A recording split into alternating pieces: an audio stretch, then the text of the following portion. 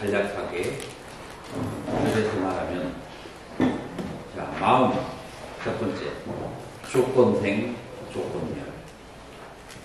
마음은 조건생 조건멸이다.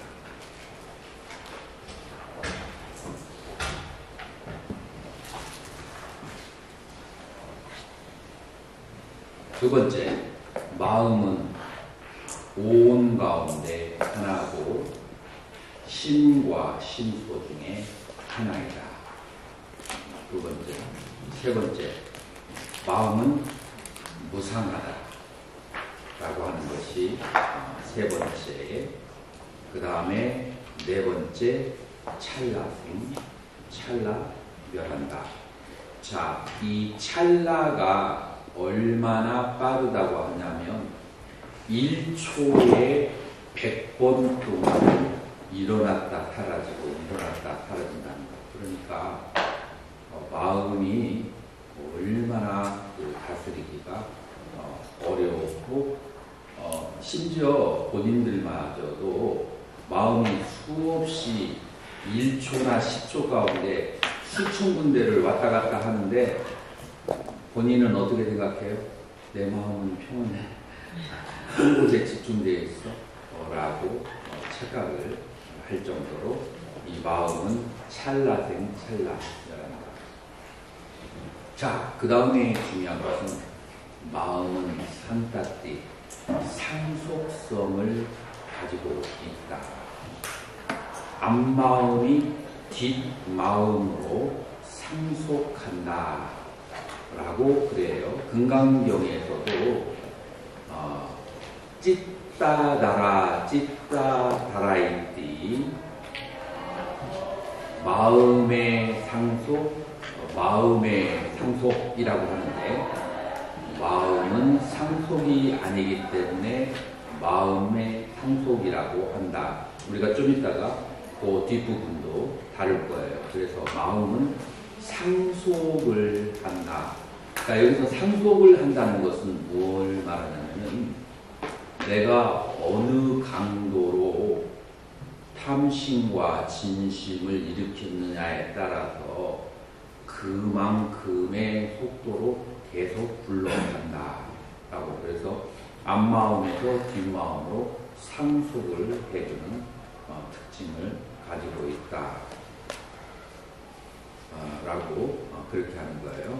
자, 금강경에서 한번 마음을 뭐라고 얘기했는지 한번 보자고요. 바가반 세종께서 말씀하셨다. 낯김 만야세 수부때 수부리여 어찌 생각하는가. 야반또 강가얌 마하나대암 달육가. 강가에 있는 강가의 모래알들의 그런 수만큼 앞비누따 발육가 따따라떼나 바시다. 강가에 있는 모래가 많다고 하였는가? 여러분들 성지순례 가보셨어요? 네. 바라나시에 가면은 저쪽 건너편에 강 건너편에 모래가 굉장히 많이 있죠. 그 모래의 숫자가 몇 개나 될까요? 엄청나게 많겠죠. 수천억, 수조까지도 되겠죠. 수부띠아허, 수부리가 대답하기를 애방 애따 바가방. 그러하옵니다 세존이시여. 애방 애따 수가 그러합니다 손소시여. 바시다 따뜻다 때나 발육가.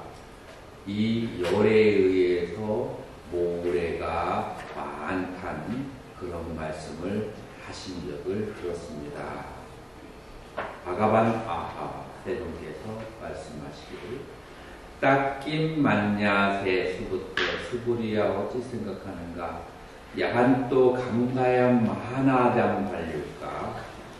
강가의 큰 강에 있는 모래 아래 숫자만큼의 그런 많은 강가에 강이 있다고 하자. 자, 여기에 모래가 수없이 많아요. 근데 그만큼의 숫자에 수천억의 감가가 있다고요. 많아요, 적어요? 굉장히 많겠죠.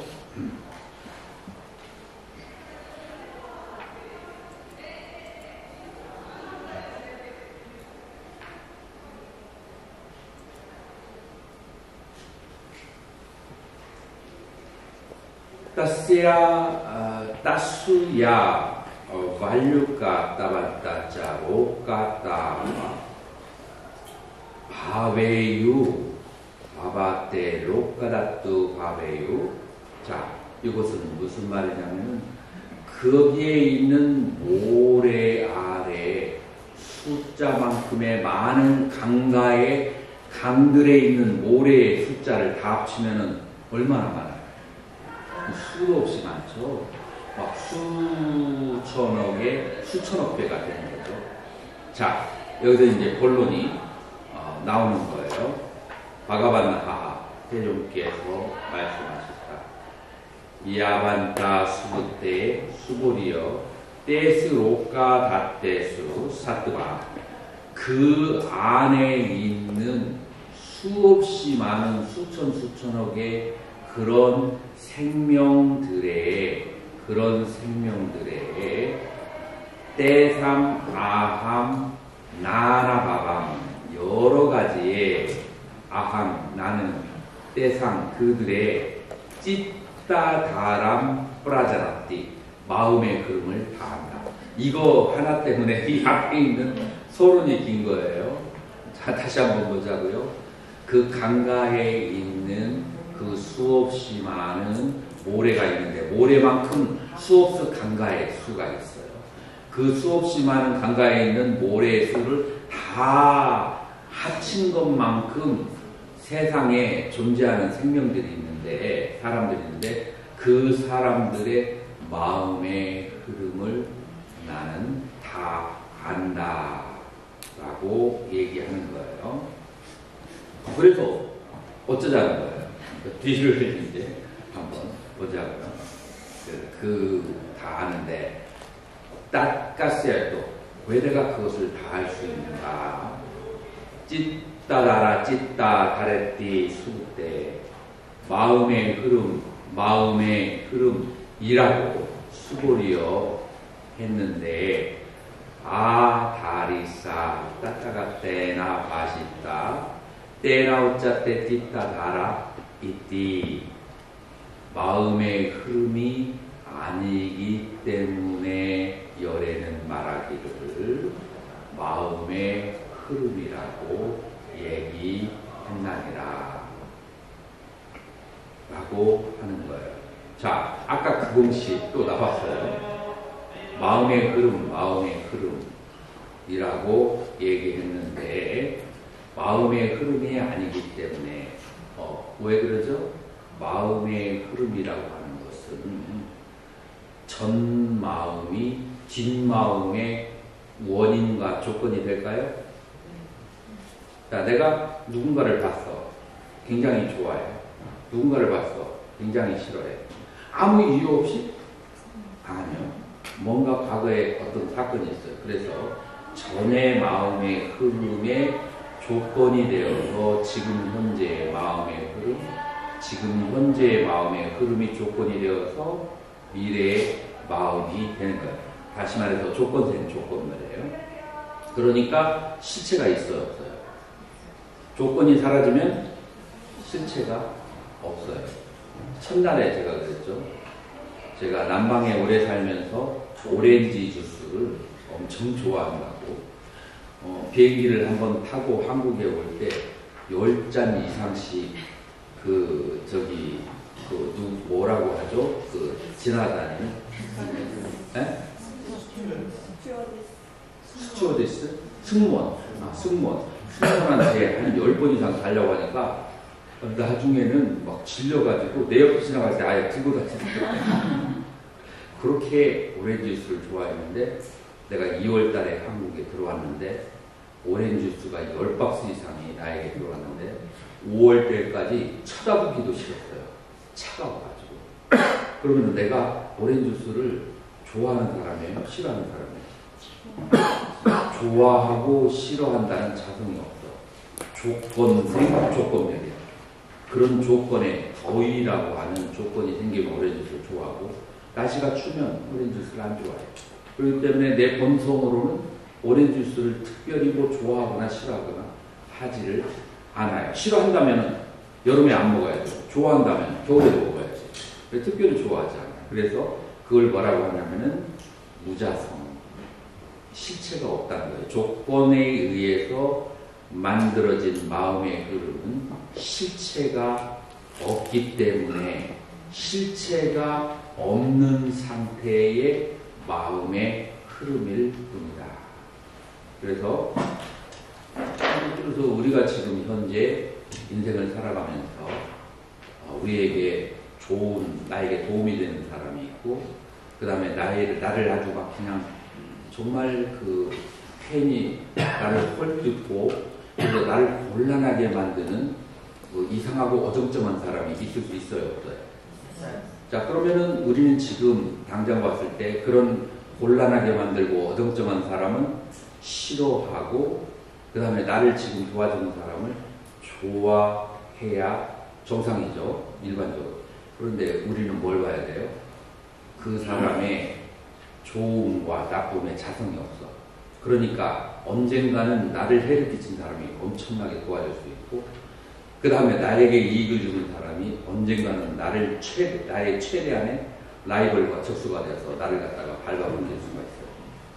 그래서 항상 지금 어떠한 상태를 보면 자성이 없다는 것을 항상 인지를 하라는 거죠. 그래서 이 마음의 흐름이라고 하는 것은 뭐냐면은 아띠땀 수때 찌땀 너 빨랐대. 과거의 마음이라는 것도 얻을 수가 없고, 아나갔다 찌땀 너 빨랐대. 미래의 마음도 얻을 수가 없고, 프라띠 우빤남 찌땀 너 빨랐대. 현재의 마음도 얻을 수가 없어요. 왜 그래요? 과거의 마음은 현재에게 그 영향을, 그 흐름을 전달해주고 나면 소멸해서 사라지고, 현재의 마음은 미래의 마음으로 그 흐름을, 에너지를 전달하고 나서 사라지게 되는 거예요. 그래서 조건으로 생하고 조건으로 사라지기 때문에 과거, 현재, 미래의 마음도 얻을 수가 없어요. 그건 다시 말해서 무자성이고 무아라고 하는 거예요. 자, 그래서 과거심, 현재심, 미래심 불가능해요. 자, 그래서 어쩌라고요? 쥐가 어디 갔어?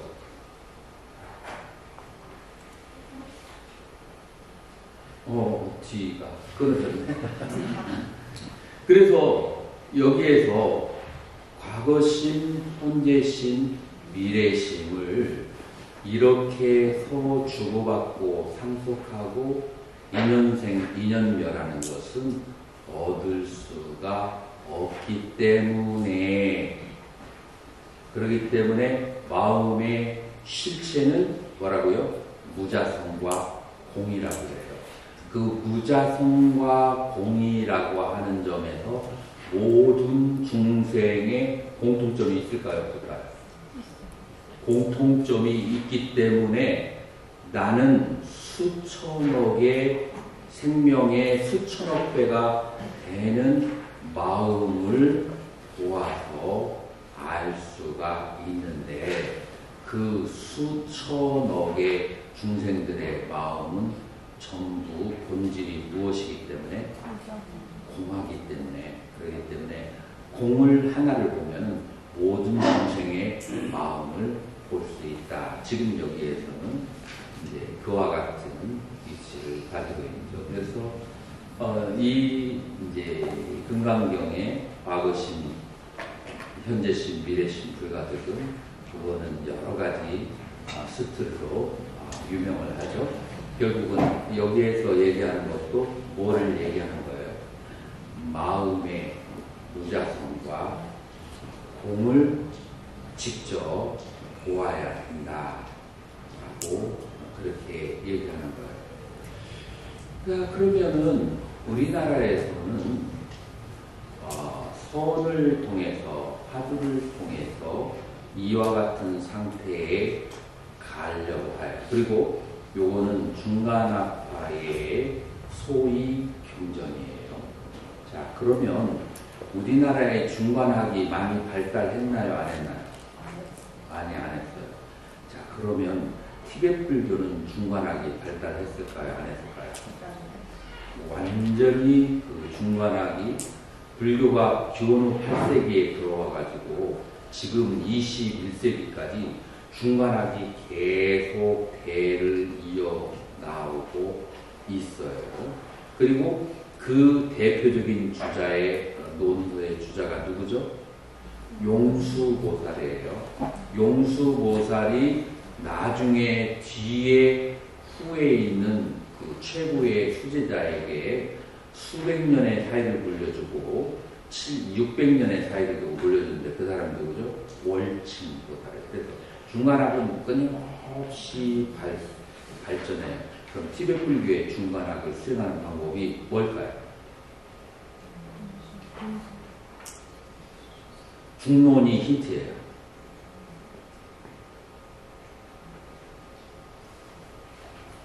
자, 보세요. 초기 불교, 설일체유교, 그리고 유시가파는 사띠의 수행과 사마타의 수행이 발달되어 있어요. 자, 그럼 중간학파에서 수행하는 방법론은 티베트에서는 어떤 식으로 할까요?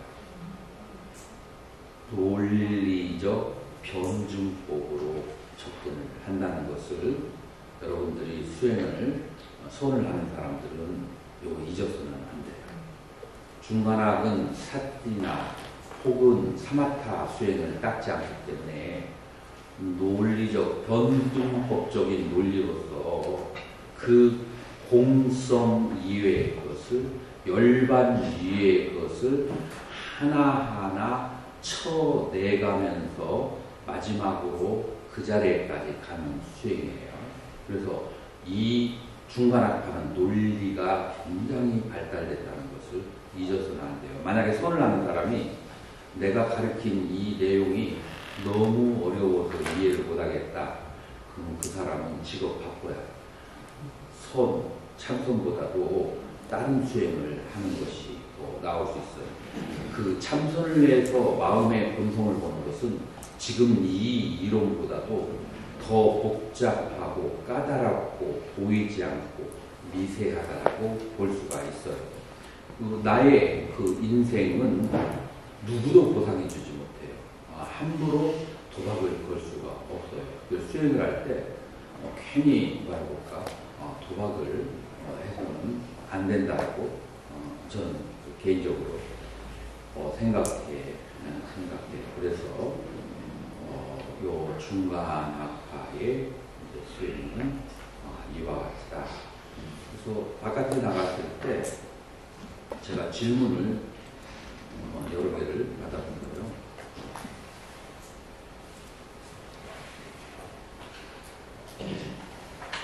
그래서 그 질문 중에 하나가 성나와 선이 어떻게 차이가 다른가에 대한 질문이에요. 이거 전부 다 산스크리트어와 빨리어가 언어예요. 산스크리트어는 디아나라고 얘기하고 그 다음에 빨리어는 자나라고 그렇게 해요. 그래서 자나는 자핫디 태워 없애다 라는 그 어근을 가지고 있어요. 그래서 자나는 번뇌를 태워 없애는 것. 자, 그래서 이 ಧ್ಯಾ나는 초선에서 사선까지 혹은 5정에서 8정 그리고 멸진정까지 구차제정으로 얘기되어지기도 해요. 자, 초선에 들어가서는 무엇을 태워서 없애냐면은 탐욕과 진심 등의 5가지 장애를 태워 없애고, 2선에 들어가서는 무엇을 태워 없애느냐 하면은 바로 살피고 교차라는 사유작용을 태워 없애고, 그 다음에 3선에 들어가서는 삐띠라고 하는 정신적인 기쁨을 태워 없애고, 4선에는 수카라고 하는 즐거움, 그래서 고락 기후가 가라앉은 상태에서 고요하게 비춰보는 적조의 상태가 되는 거죠. 자, 이런 식으로 자나는 하나하나 태워 없애다 라는 뜻으로 빨리 전통에서 내려왔어요. 그런데 산스크리트에서 디아나의 어원은 무엇이냐면은 디아, repetition, 반복하다, 그런 뜻을 가지고 있어요. 자, 그래서 어떤 명상 대상을 반복해서 들어 올리는 것은 주로 무슨 수행하고 관련되어 있냐면은 사마타 수행하고 관련되어 있어요. 그래서 산스크리트 전통인 한문에서는 선을 삼매와 동일시 여기는 경향이 강하고, 빨리어 전통에서는 이 자나를 지혜 혹은 사띠하고 연결시키는 그런 성향이 조금 있다.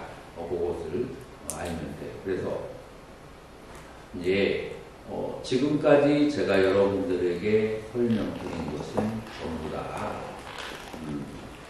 위파사나 지혜를 닦는 그런 방법에 대해서 얘기했는데, 스님 한 분께서 이 삼매를 닦는 법은 그럼 어떻게 되느냐라고 질문했어요. 이 지혜를 닦는 것은 신수신법을 그거를 관찰하는 것이라고 한다면, 삼매를 닦으려면은 이렇게 자주 움직이는 대상을 관찰하면 마음이 고요해지지 않아요. 그래서 제가 여러분들에게 쫄라, 순야, 숫다라고 하는 소공경, 마치마니까의 소공경이라는 경이 있어요. 소공경에서 삼매를 닦는 방법에 대해서 아주 잘 설명이 되어 있어서 간략하게 그거를 설명해 줄 거예요. 시작이 어떻게 되는가 하면, 여기 이 강당에는 비구와 비구니가 계시고, 그 다음에 마을에 제가 청신남이 있을까요? 없을까요? 있어요. 여기 요 안에 저것이냐, 우바세, 우바사가 없죠. 우바세, 우바이가 이 안에 없어요. 자, 그래서 첫 번째 수행이 뭐냐면, 이 안에 뭐라고 해야지, 한국말로? 제가 친구를 청신사, 청신녀. 청신사, 청신녀는 공하다. 그러나 이 안에는 비구와 비구니는 존재한다. 1번. 2번. 그러므로 청신사, 청신녀와 함께하는 번뇌로부터 지금 이 자리에서는 있다, 없다? 없다. 없다. 그러므로 청신사, 청신녀와 함께하는 번뇌로부터 동하다. 그러나 무슨 번뇌가 아직 남아있어요? 비구, 비구니에서 오는 번뇌는 있을 수가 있어요? 없어요? 뭐 걸어가는데 피부가 옷도 제대로 안 입고 위가 없이라고 할 수도 있고, 근데 다 항상 그렇다는 게 아니라 그러한 가능성이 있을 수가 있단 말이에요. 혹은 또 비구는 또 비구니가 비구한테 예의도 없이 라고 생각할 수도 있고, 이거 번뇌가 다 되는 거예요. 자, 그런 번뇌는 남았어요. 자, 그러면은 두 번째 단계는 어떻게 하느냐. 이 강당에서 비구와 비구니를 다 바깥으로 내보내요. 그러면 남아있는 게 뭐죠? 책상만 남아있고 비구와 비구니는 공하다. 그렇죠? 자, 그러니까 무슨 번뇌가 없어요? 비구와 비구니 때문에 발생하는 번뇌는 없고, 무엇 때문에 오는 번뇌는 있죠? 책상 때문에 오는 번뇌는, 의자 때문에 오는 번뇌는 있을 수가 있어요. 어떤 번뇌가 있었을까요? 책상 위로 올라가는데 한쪽 다리가 내 몸무게가 강해서 부러진다든지, 아니면 의자를 가지고 뒤로 젖혔는데, 실제로 세미나 갔다 그런 적 있어요.